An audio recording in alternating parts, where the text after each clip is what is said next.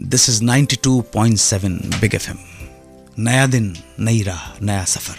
पर मैं आपका वही पुराना साथी सेवक अन्नू कपूर आप सबका स्वागत करता हूं आपके फेवरेट रेडियो प्रोग्राम में, जिसका नाम है सुहाना सफर विद अन्नू कपूर। आगे बढ़ने से पहले प्रस्तुत है आज की कथाओं की एक सूची।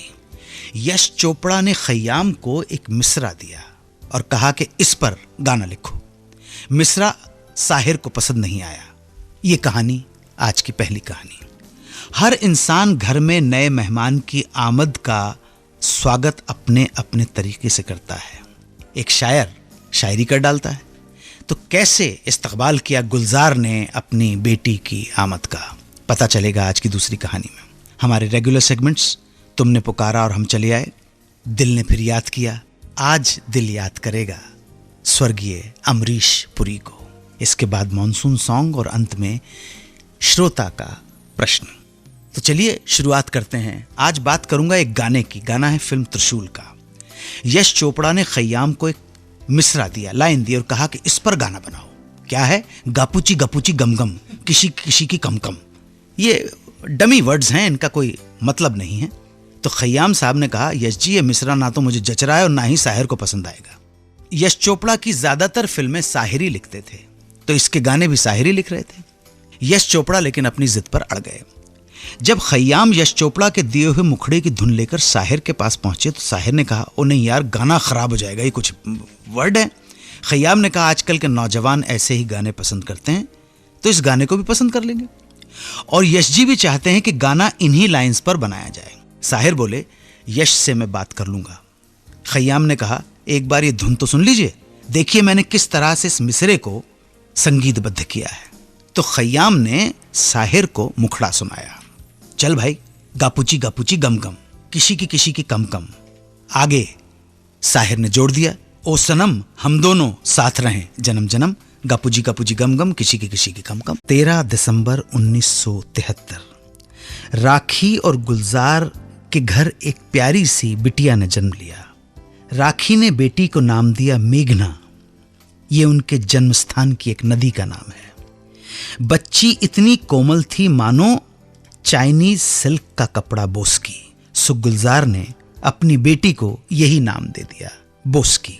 गुलजार ने अपनी बेटी के प्रति अपनी भावनाओं को एक कविता से व्यक्त किया। जब बोस्की 4 दिन की थी तो गुलजार ने बोस्की के नाम पहली कविता लिखी। छोटी सी नज्म, बिल्कुल नन्ही सी बच्ची की तरह। मुलाहिजा हो।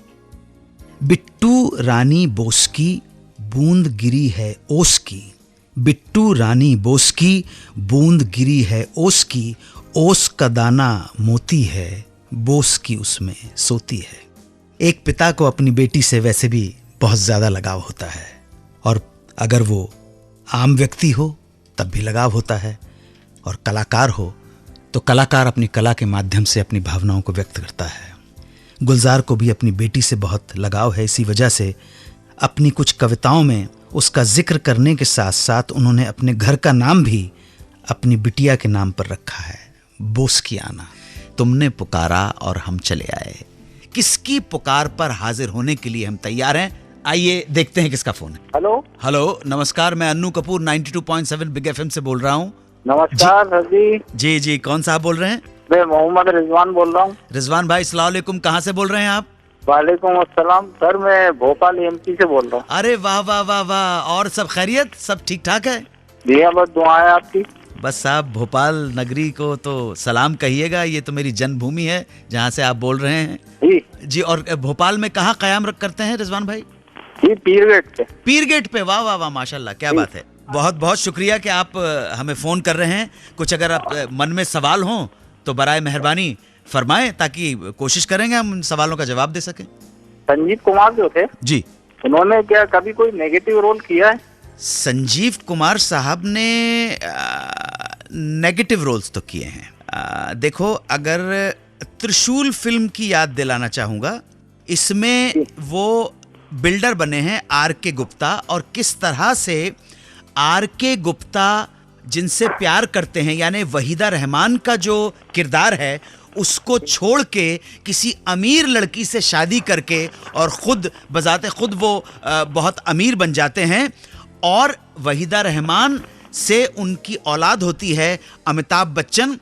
और जब अमिताभ बच्चन उनको कन्फ्रंट करता है तो याद दिलाना चाहूंगा कि त्रिशूल में सलीम जावेद ने एक बेहतरीन डायलॉग लिखा था जो अमिताभ बच्चन ने बोला था एड्रेस करते हुए संजीव कुमार को कि आप रिश्ते में मेरे नाजायज बाप लगते हैं। याद दिलाना चाहूंगा ये कैरेक्टर भी हल्का सा नेगेटिव शेड लिए हुए है हरी भाई का, संजीव कुमार साहब का, जो बाद में रियलाइज करता है कि उसने क्या गलती कर दी है अपनी एक औलाद के लिए। फिल्म धरती कहे पुकार के एक फिल्म आई थी, इसमें भी उन्होंने एक एहसान फरामोश भाई का किरदार निभाया था। विश्वासघात में एक बिजनेसमैन की भूमिका की थी उन्होंने, जो बिजनेस की आड़ में गलत धंधे करता है। एक फिल्म याद दिलाना चाहूँगा देवता, इसमें उन्होंने टोनी का रोल किया था जिसे बहुत गुस्सा आता है और उसी गुस्से में वो सारे गलत काम कर बैठता है। एक रिजवान भाई एक और फिल्म आई थी जानी दुश्मन, जिसमें एक जमींदार बने थे जो लाल जोड़ा देखते ही बहुत ही हैवान हो जाता है और दुल्हनों की जान ले लेता है। तो यही वो तो ध्यान है मुझे जी, तो यही कुछ जहन में आ रहे हैं जो मैंने आपके सवाल के जवाब के तौर पर सामने रखा। और 92.7 बिग पे जो आप लोगों ने रंग जमाया है जी, आपने और आपके क्या नाम से अमीन सायानी जी, नीलेश मिश्रा जी, मतलब एक ऐसा वो बना दिया है कि लगता नहीं है कि ये कोई चैनल है, बिल्कुल एक परिवार की तरह पब्लिक को इकट्ठा कर दिया। बिल्कुल बिल्कुल देखिए रिजवान भाई दूसरे तो हमको तोड़ने में लगे हुए, तो कम से कम कोई तो हो जो हमको और आपको जोड़ने की कोशिश करे। बिल्कुल सही पहल है ये और बहुत अच्छी है और सक्सेस है। बस दुआओं में याद रखिएगा आप। जी हाँ, अल्लाह हाफिज। अल्लाह हाफिज। पेश खिदमत है दिल ने फिर याद किया, आज दिल याद करेगा स्वर्गीय अमरीश पुरी को। कुछ कलाकार होते हैं जिनके बारे में ज्यादा कहने की जरूरत नहीं होती, बस नाम ही काफी है। ऐसे ही एक कलाकार हस्ती अमरीश पुरी। अमरीश लाल पुरी का जन्म 22 जून 1932 को जलंधर जिले के नवां शहर में हुआ। पिता का नाम लाला निहाल चंद पुरी और माताजी का नाम वेद कौर। अमरीश पुरी 5 बहन भाइयों में चौथे नंबर पे थे। उन्होंने अपनी स्नातक शिक्षा शिमला के बीएम कॉलेज से संपूर्ण की। अमरीश पुरी के बड़े भाई मदन पुरी फिल्म इंडस्ट्री में स्थापित हो चुके थे, इसलिए अमरीश पुरी भी बंबई आ गए। हसरत थी कि फिल्मों में हीरो बन जाऊं, लेकिन हीरो के रूप में वो कोई स्क्रीन टेस्ट पास नहीं कर पाए। लिहाजा उन्होंने बीमा विभाग में नौकरी कर ली और साथ साथ थिएटर भी करना शुरू कर दिया। उन्होंने पृथ्वी थिएटर में सत्यदेव दुबे और गिरीश कर्नाड जैसे लोगों के साथ भी काम किया और वो एक अच्छे थिएटर एक्टर के रूप में स्टैब्लिश हो गए। हिंदी फिल्मों में उनकी आमद हुई 1971 की फिल्म रेशमा और शेरा से। उसके बाद निशांत, मंथन, भूमिका, सावन को आने दो, आक्रोश, ईमान धर्म, चन्न प्रदेसी, गहराई, जानी दुश्मन, दोस्ताना, नसीब, विजेता, विधाता, शक्ति, मंडी, हीरो, अर्धसत्य और ढेर सारी फिल्में हैं जिनका उल्लेख करना बहुत ज़रूरी है। ये वो फिल्में हैं जिनमें उन्होंने अलग अलग किरदार निभाए। अंधा कानून, मशाल, शक्ति, मेरी जंग, नगीना, वारिस, घायल। बहुत लंबी लिस्ट है, बहुत लंबी लिस्ट है, बहुत हिट रोल्स हैं। याद दिलाना चाहूँगा मिस्टर इंडिया का मुगैम्बो। इस फिल्म का डायलॉग मुगैम्बो खुश हुआ आज भी लोगों की ज़बान पर है। अमरीश जी ने अंतर्राष्ट्रीय फिल्मों में भी काम किया है, जिनमें खास है रिचर्ड एटनबरो की गांधी और स्टीवन स्पीलबर्ग की Indiana Jones and the Temple Doom. Theatre में योगदान के लिए उन्हें 1979 में केंद्रीय संगीत नाटक अकादमी पुरस्कार से सम्मानित किया गया। श्याम बेनेगल की फिल्म सूरज का 7वां घोड़ा के लिए उन्हें सिडनी फिल्म फेस्टिवल तथा सिंगापुर इंटरनेशनल फिल्म फेस्टिवल में सर्वश्रेष्ठ अभिनेता का पुरस्कार दिया गया।